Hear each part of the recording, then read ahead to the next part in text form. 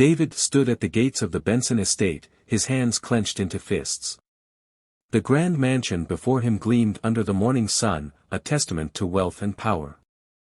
It was a place he had never called home, though it belonged to his father, the man who had denied his existence for as long as he could remember. He had come here today not out of choice, but necessity. His mother, the only person who had ever loved him unconditionally, had just passed away. With no family left, David knew it was time to face the man who had abandoned him. Taking a deep breath, he stepped forward, only to be stopped by the security guards at the entrance. "Who are you looking for?" one of them asked, eyeing him with suspicion. "I'm here to see Mr. Benson," David said firmly. The guards exchanged glances before shaking their heads. "Mr. Benson doesn't see uninvited guests. If you don't have an appointment, you need to leave."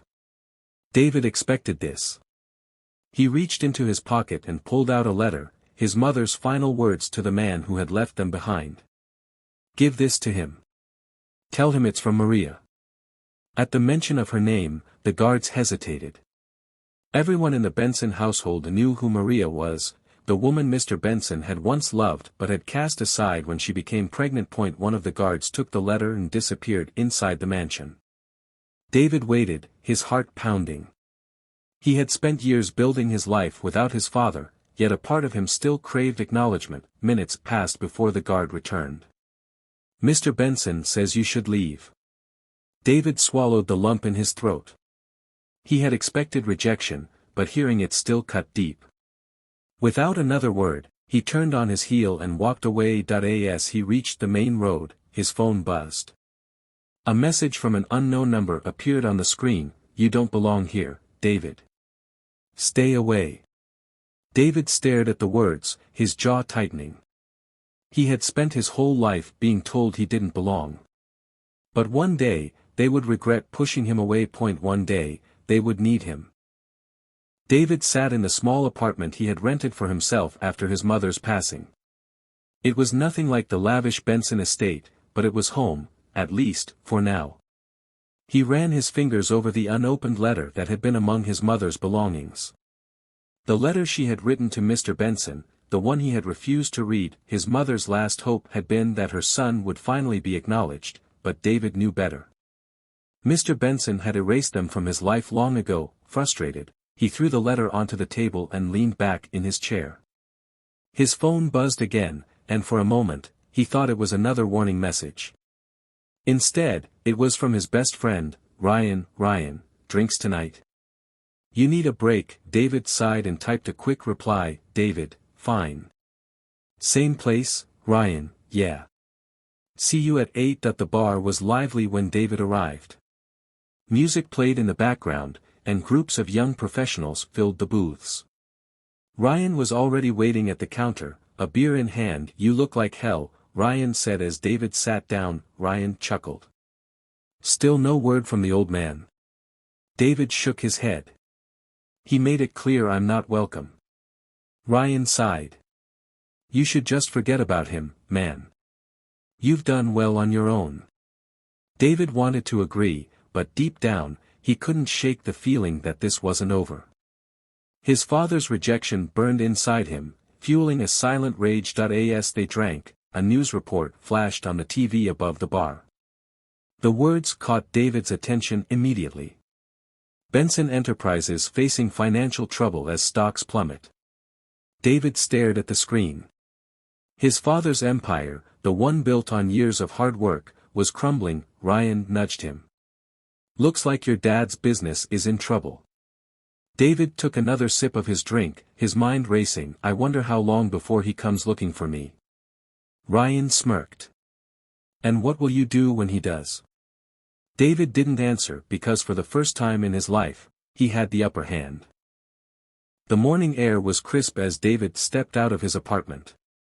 He had barely slept after seeing the news about Benson Enterprises. The company that had stood like an unshakable fortress for decades was now crumbling, and he had a feeling it was only the beginning. He pulled out his phone and scrolled through the latest financial reports.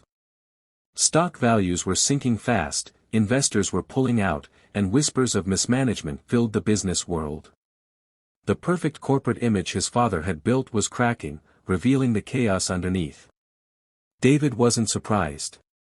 He had always known that Mr. Benson's two legitimate sons, Henry and Charles, lacked the discipline to run a company of such magnitude. Unlike him, they had been handed everything on a silver platter. Now, they were watching it all slip through their fingers. His phone rang. Ryan's name flashed on the screen. "Did you see the news?" Ryan asked the moment David answered. "I saw it last night. Looks bad, man. People are saying Benson Enterprises could collapse within months." David smirked. "Months? At this rate, it'll be weeks." Ryan laughed. "So, what now? Think your old man will finally remember you exist?" David's grip tightened around the phone. "If he does, it'll only be because he has no choice." The tension in the boardroom was suffocating. Mr. Benson sat at the head of the long glass table, his sharp eyes scanning the worried faces of his board members. Henry and Charles sat beside him, shifting uncomfortably in their seats. "This is a disaster," one of the executives said, shaking his head. "Investors are pulling out faster than we can manage." "We just need time," Charles insisted. "The media is exaggerating the situation." "Time?" Another executive scoffed. "We don't have time, Charles. Clients are losing faith.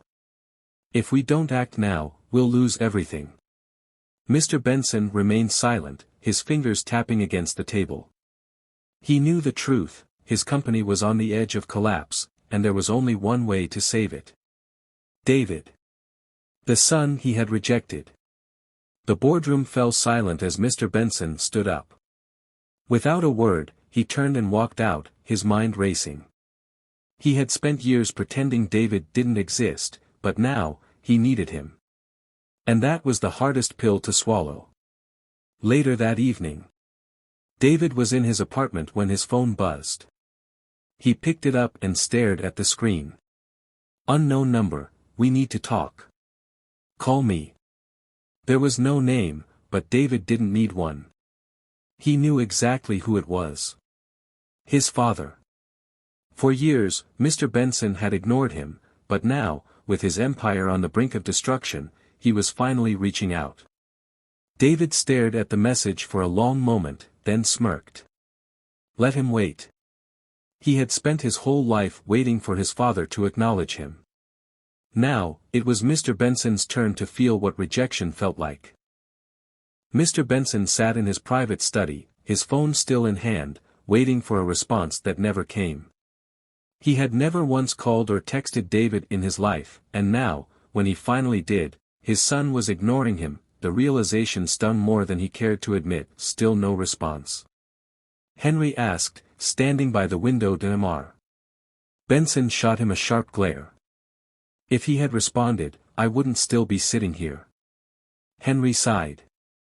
I don't understand why you're even considering him. He's an outsider. He doesn't belong in this family. Mr. Benson's jaw tightened.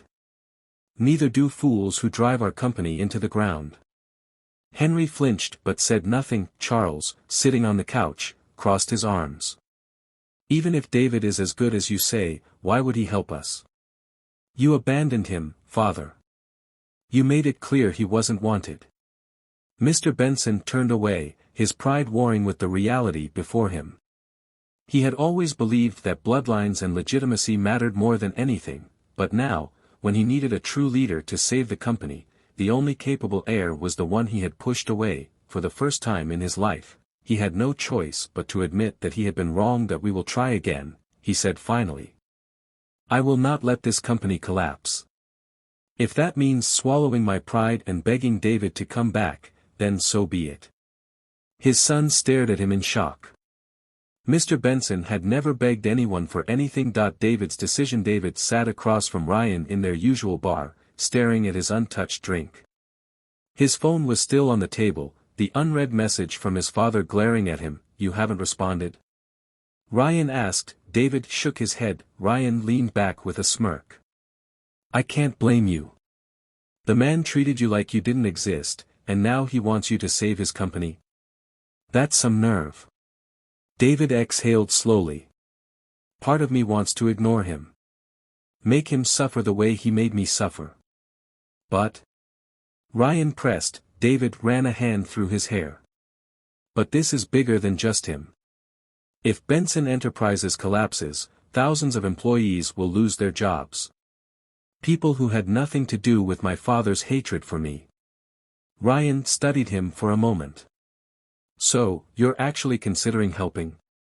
David didn't answer right away that he had spent his entire life trying to prove that he was worth something, that he was more than just the unwanted son. This was his chance to do that, not for his father, but for himself. I'm going to make him wait a little longer, David finally said, picking up his drink. Ryan chuckled. Make him sweat. David smirked. Exactly. But deep down, he knew he would have to face Mr. Benson soon, and when he did, it wouldn't be as the abandoned son. It would be as the man who held the fate of Benson Enterprises in his hands. Mr. Benson sat in his office, his patience wearing thin. It had been 2 days since he sent David the message, and still, there was no response. He was not a man used to being ignored, and the silence from his estranged son was beginning to infuriate him. Still nothing? Charles asked as he entered the office. Mr. Benson didn't bother looking up. No. Charles sighed and shook his head. Maybe he won't come, father. Maybe he wants to watch us fail. Mr. Benson clenched his fists. I refuse to believe that. Henry, who had been listening quietly, smirked. Well, what did you expect? You ignored him for years, and now you expect him to come running just because you need him. That's not how life works, father. Mr. Benson shot him a glare. I don't need a lecture from you, Henry. The reason we're in this situation is because of your incompetence. Henry's smirk disappeared. He wanted to argue, but he knew his father was right. Just then, the office phone rang. The room fell silent. Mr. Benson picked it up quickly. Yes. A hesitant voice on the other end spoke. Sir, David Benson is here to see you. For the first time in a long while, Mr. Benson felt a flicker of something he couldn't quite place. Relief, maybe? Send him in, he ordered. Charles and Henry exchanged uneasy glances as the door opened. David stepped inside. He was no longer the boy who had been cast aside. He was a man now, confident, powerful, and in control. Mr. Benson studied him for a moment before gesturing to the seat in front of him. Sit. David remained standing. I prefer to stand. Henry scoffed. What's with the attitude? You should be grateful to be here. David turned to him, his expression unreadable. Grateful? That's funny. The last time I was at this house, I was kicked out like a stranger. Now, suddenly, I'm important. Charles rolled his eyes. Don't act like you don't know why you're here. David smirked. Oh, I know exactly why I'm here. Your company is failing, and you need me to fix the mess you made. Mr. Benson leaned back in his chair. So, are you willing to help? David crossed his arms. That depends. What exactly are you offering? Charles frowned. Offering? You should be honored to work for this company. David chuckled. Work for you? That's cute. If you think I'm here for a job, then you're mistaken. If I'm going to save this company, I will do it on my terms. Mr. Benson's eyes narrowed. And what exactly are your terms? David leaned in slightly. Full control. I call the shots. No interference from you, Henry, or Charles. The room went silent. Henry shot up from his seat. That's ridiculous.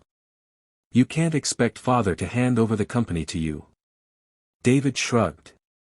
Then find another way to save it. He turned to leave. Wait. Mr. Benson's voice stopped him. He had no choice. His company, his legacy, was slipping away, and like it or not, David was the only person who could stop it. After a long pause, he nodded. Fine. You have full control. DAV. David sat at the head of the conference table in Benson Enterprises' boardroom. It was a strange feeling, being in the very place that had once rejected him, now holding the ultimate power. The board members, all men and women who had once ignored his existence, now sat before him, waiting for his instructions. Mr. Benson, Henry, and Charles sat at the far end of the table, silent observers in a meeting they would have once controlled. But that power was no longer theirs. It belonged to David now. He cleared his throat and spoke. Let's get straight to business. Benson Enterprises is sinking, and from what I've reviewed, it's due to a combination of poor management, reckless spending, and outdated business strategies. Some of the board members shifted uncomfortably. Henry scowled, but David ignored him. I have already gone through the financial reports, and it's clear that drastic changes are needed, David continued. First, the marketing department will undergo a complete overhaul. We are losing customers to competitors because our brand has lost relevance. That changes today. One of the executives, an older man with graying hair, spoke up. And how do you plan to restore our reputation? David leaned forward. We rebrand. New advertising strategies, stronger customer engagement, and a public statement addressing the concerns about our leadership. Charles scoffed. So, you're just going to tell the world we failed? David turned to him with a smirk. The world already knows you failed, Charles. I'm just letting them know that I'm here to fix it. The boardroom fell silent. Mr. Benson watched the exchange without interfering. He was seeing, perhaps for the first time, the true leader he had underestimated for years. David continued. Second, we will be cutting unnecessary expenses and redirecting funds to areas that actually matter. That means, he glanced at Henry and Charles, executive bonuses will be reduced immediately. Henry shot up from his chair. You can't be serious. David didn't flinch. Oh, I'm very serious. Unlike you, I'm not here to collect a paycheck while the company burns. Henry turned to his father. You're just going to let him do this? Mr. Benson met his son's gaze. He has full control. That was the agreement. Henry sat down, fuming, but he knew there was nothing he could do. David continued the meeting, laying out his restructuring plan, and as the hours passed, it became clear to everyone in the room, he wasn't just here to fix Benson Enterprises. He was here to claim what had always been his. Later that night, Mr. Benson sat in his study, staring at the whiskey glass in his hand. The day had been exhausting, and for the first time in years, he felt something he hadn't felt before, defeat. David had proven himself. In just one meeting, he had taken complete control and commanded respect. It was a painful reminder of the mistake Mr. Benson had made years ago when he chose to turn his back on his firstborn son.